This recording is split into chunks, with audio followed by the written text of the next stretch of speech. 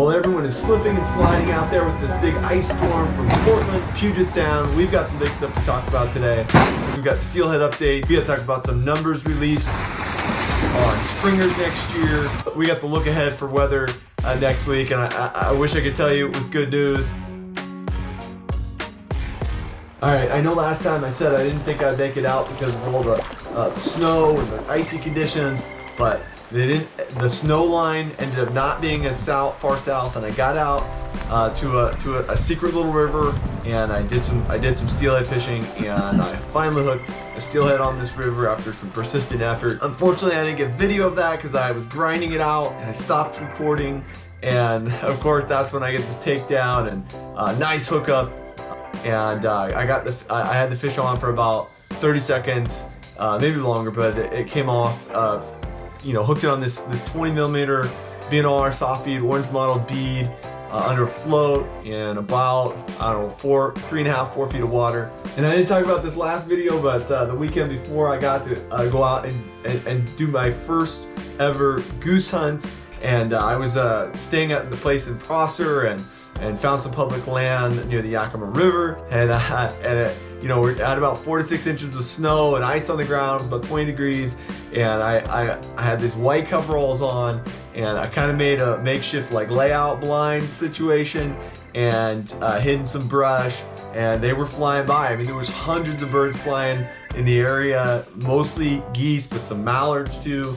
And I just couldn't believe, I was only there for an hour because I had to leave and beat the weather that was showing up in the past, and so I was just screwing around, and I had multiple shot opportunities which I missed. I got a little too excited, and then but I did have one I hit. I didn't lead it far enough, so I kind of hit it towards the back, and it flew off. But you know, if we continue to get this crappy weather and things are cold on the other side of the mountains, like the bird thing is pretty exciting in Yakima County. Open every day for geese till January 29th. I can't wait to get back over the pass and do that. Hopefully pretty soon here. Back, you know, on the steelhead front, maybe this was just an opportunity. Remember, we have on the coast, we have a lot of selective gear fishing, and while we can't use you know, the great jig and tip with prawn that would normally be just the ideal winter steelhead setup, you know, I like soft beads as like my number 2. When I can't tip a jig with prawn, I'm gonna go soft bead. So the packaging of these soft beads includes this stopper system that you're gonna put your leader line through on the side opposite the hook, and you're just gonna push the stopper onto your line. Really easy to do. And then you're just gonna pull the tag end of the line back through the stopper, and now you're free. Then you're gonna slide that up almost to the hook, maybe an inch or 2 above, and then you're gonna grab your bead and you're gonna put that onto your leader, thread it all the way through, and slide it down to your hook, and now you're fishing. It's that simple.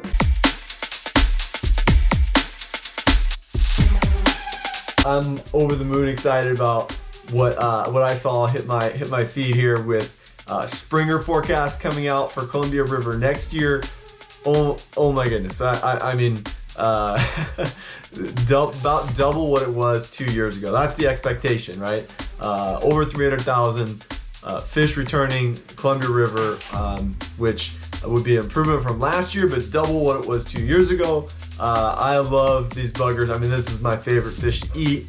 Not as much fun to catch when you're grinding it out, but some of these numbers, if they hold true and we hit it right, we could be in for some great days, limiting on just, you know, what is, I think, best tasting fish in the world, the Columbia River Spring Chinook. And also, I'm looking at some of the numbers for the lower tribs. I mean, the cowlitz, 9,000 fish. Are you kidding me? Like, yeah, the Lewis, the Kalama, those numbers are exciting as well. So, and then WFW did announce there's going to be likely a wild steelhead season for catch and release season on the Skagit and Sauk.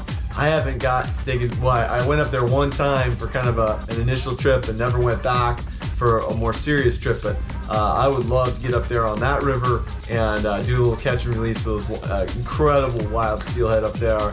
You're not going to catch a ton, but if you hit it right, the size and just is there a more beautiful river to fish than the Skagit? I mean, it's incredible. So that's a great opportunity as well. All right, we got to talk about the escapement report updates, right? The data, of course. And we've got fish are continuing to roll in on the bogey shield. Historically, in the month of December, on the coast, there's no greater place to catch a steelhead in December than bogey shield. So hopefully you get a chance to take advantage of that, particularly before it might blow out in the week ahead here. Southwest Washington, you've definitely got fish arriving on the Lewis. The Kalama and the Cowlitz less so, as they don't have early returning fish, but they still have a trickle of them coming in.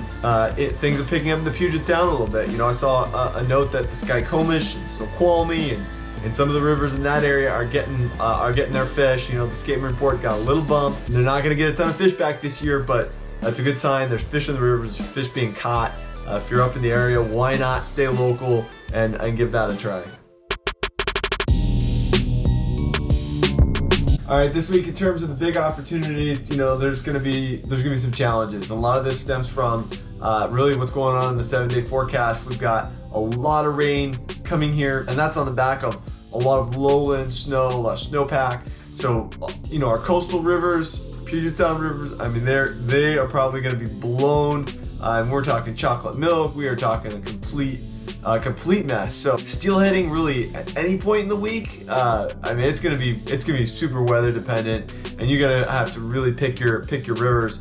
When things are like this, you look for smaller rivers that clear quickly, and you look for rivers with dams on them, right? Because all that snow melt that comes down, it ends up filling the reservoir behind the dam. So I'm talking about rivers like the Lewis, the Cowlitz, right? On the razor clam front, I wish I had better news, but the WFW released another demolic acid test, and we got stuff on the rise. And so in the near term and really probably intermediate term, I mean, we don't have any of these razor clam dig opportunities available to us. This is the last week of winter crab open in Puget Sound, so you might want to get that done if you haven't taken advantage yet. With all this crappy weather, maybe it's time to go bird hunting, right? Maybe that's why that's on the menu as well. So over here or over on the other side of the mountains. All right, finally we got some new merch. We got the dark hoodie set up, and we've got a tumbler and a water bottle. Again, email me, Kyle at PNWBestLife.com if you're interested in any of that merch. We'll work it out. Not doing super high volume, so just send me an email. We'll figure it out. Have a great Christmas. Stay safe out there on all these icy conditions, and definitely watch the weather forecast for the coast and rivers to just blow out with all the lowland snow and all the rain headed our way. So keep an eye on things.